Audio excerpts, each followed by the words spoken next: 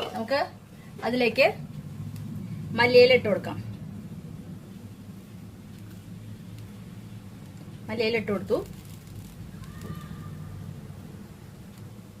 ഇനി നമുക്ക് ഇതിന്റെ മീതെ നമുക്ക് ആദ്യം സ്റ്റൗ ഓഫ് ചെയ്യാം. സ്റ്റൗ ഓഫ് ചെയ്തു. നമുക്ക് ഇതിന്റെ മീതെ ഒരു അര ചെറുനാരങ്ങ പിഴിഞ്ഞിട്ട് ഒഴിക്കാം. ഒരു പകുതി ചെറുനാരങ്ങയുടെ ജ്യൂസേ ആവശ്യമുള്ളൂ, ചെറിയൊരു പുളിക്ക്. എന്നിട്ട് നമുക്ക് നന്നായി മിക്സ് ചെയ്യാം.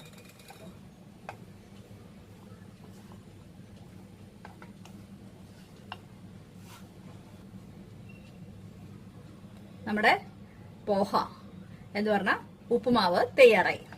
നമുക്കിത് സെർവ് ചെയ്യാം. നമ്മുടെ അവിൽ ഉപ്പുമാവ് പോഹ തയ്യാറായി.